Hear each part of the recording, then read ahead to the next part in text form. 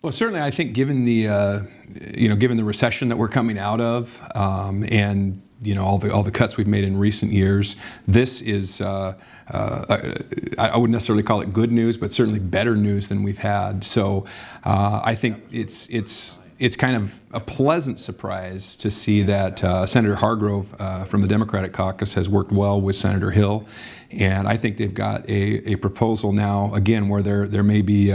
millions, if not billions, of reasons for people to vote no on the budget. At the end of the day, that's the one thing we have to do as a legislature, and come up with a balanced budget. So I think they've put together at least the beginnings of a bipartisan process. We'll be hearing that bill in committee,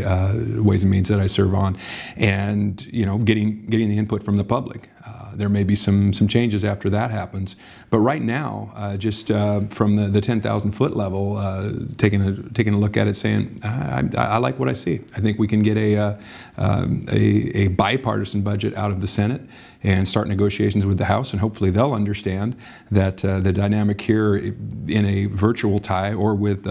unfortunately with Senator Carroll's health situation, we are in a real tie. District specific, we're happy to see, and I think we always thumb right to the DSHS juvenile rehabilitation and make sure Naso Youth Camp is protected, and it is in this budget, so we're comfortable moving forward there. Legislation that I'm working on, again, for rural economic development, a slight change in the definition of dairy products, providing a B&O tax break that's already there, existing for milk, and the legislation that I have is working its way through the House, or actually working its way through the budget process. But it is referenced in the large budget document, which means it's alive and well in the process, and could possibly bring a producer of infant formula, Ensure type drinks, Boost energy drinks, things that have a large percentage of dairy in them. We could get a manufacturer there that could provide a couple hundred jobs in central rural Washington. We continue to work on that bill each year. Unfortunately, we were vetoed last year, but I think things look a lot better this year, where the funding for marine spatial planning, also funding to take a hard look at ocean acidification, is tied up now with giving our coastal advisory groups, whether that be in Pacific County, Grace Harbor, and on up the coast, an ability not to dictate what goes on, but at least have a great deal of input with the state agencies in terms of which direction we're going to go, how dollars are going to be spent on the coast. Puget Sound has had this for a number of years, and so I think it's only fair, and it's about time that we had something similar on the coast.